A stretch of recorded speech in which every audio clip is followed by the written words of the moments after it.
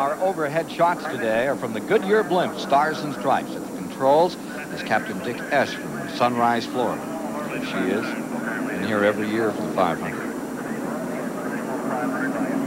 And there you see the field, now working at lap 5 under caution. Caution came out at lap 3 for Dick Trickle. There you see the car rolling back for 51-year-old Dick Trickle, who came down here actually years ago and ran in 1970. He used to make some singular performances in the 500. Now he runs it regularly. Here's Mike Joy. 21-year-old Jeff Gordon, starting only his second Winston Cup race, went right to the front on lap 1. Ray Evernham's his team manager.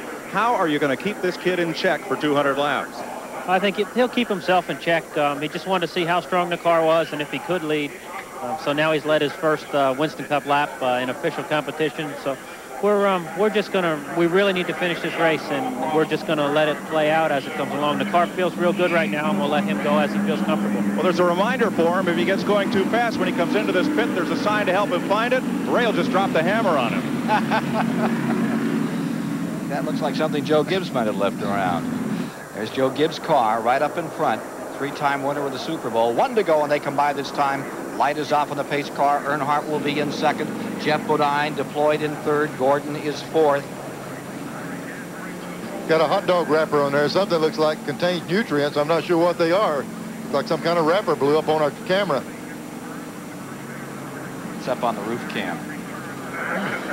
Here's Chris Economaki.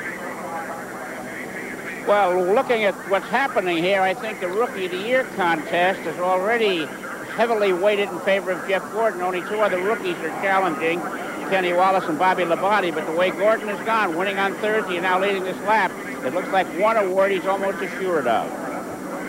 Looked like that was an intentional run, Ned, to get right up there and show these folks that he was not going to be intimidated by any big names out here today. It's important for every driver in this field to try to lead a lap in any Winston Cup race they can, because there's a 5-point bonus anytime you lead, and the more times you can do it, well, you know, just that many bonus points adds up during the year.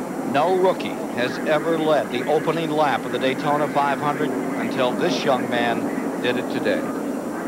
Yeah, he's not only a young man, he's a young racer. He gets after that thing. He's won in every type of racing he's been in, and he's ready to go in this. Elliott back in 6th, Kowicki is 7th, Schrader in 8th, Bobby Hill in 9th, Ricky Rudd in 10th, Sterling Martin in 11th, Brent Bodine in 12th, and Kyle Petty, pole sitter, back in 13th, as we get ready to rumble once again on the Daytona 500.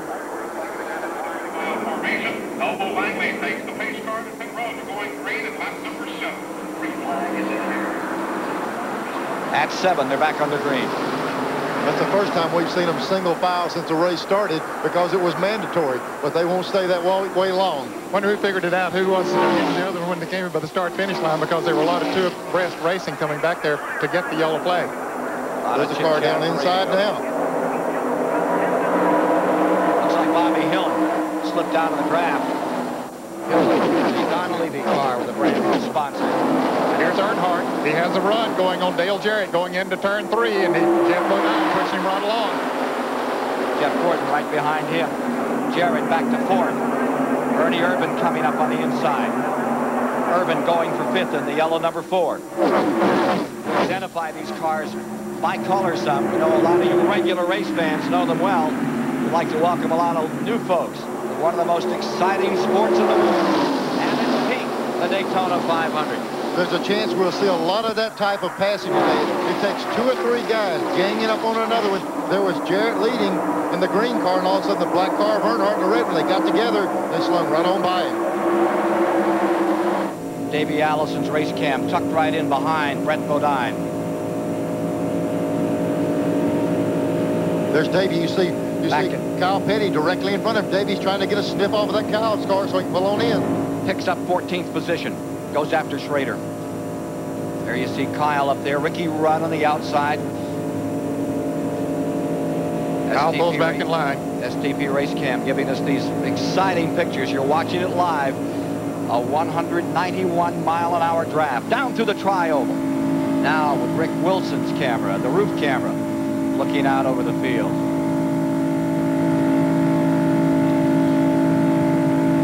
See, it didn't lift when he went into the turn. You could hear that motor just kept purring, wide open. I'll tell you, the way these guys are running, they're going to probably lift when they need some more fuel. They're going to have to keep them wide open all day. Just bite the bullet and hold on for 500 miles. Earnhardt in front. Bodine, the 86 champion, in second. And the 21-year-old rookie, Jeff Gordon, holding third.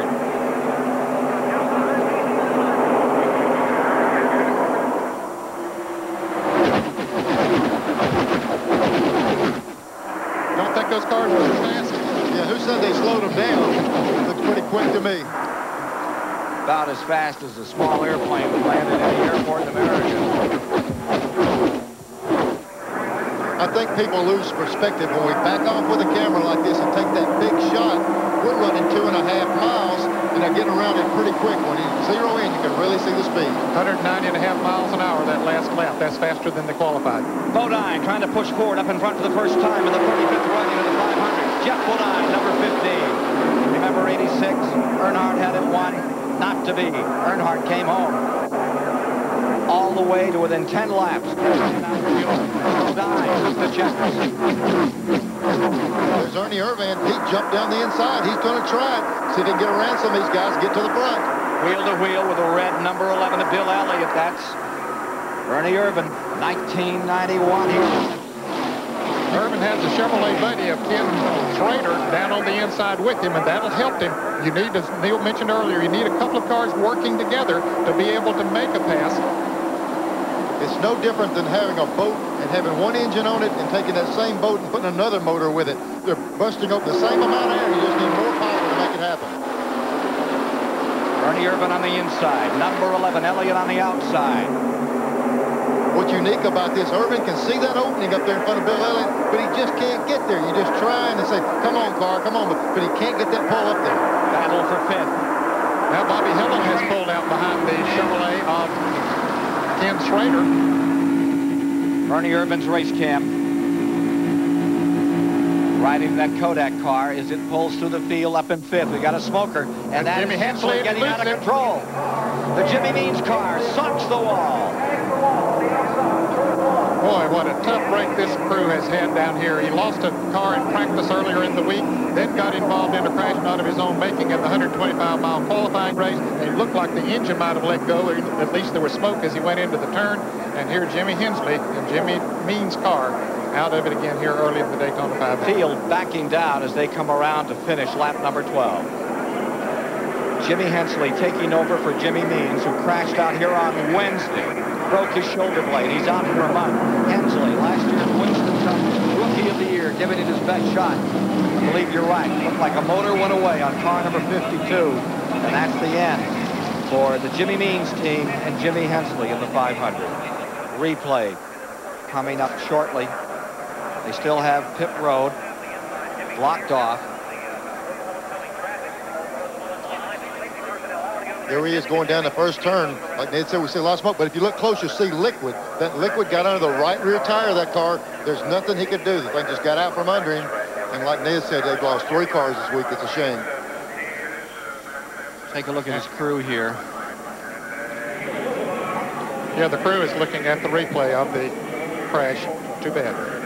It's a great crew, great team, and luck has never gone their way here at Daytona. Back in a moment.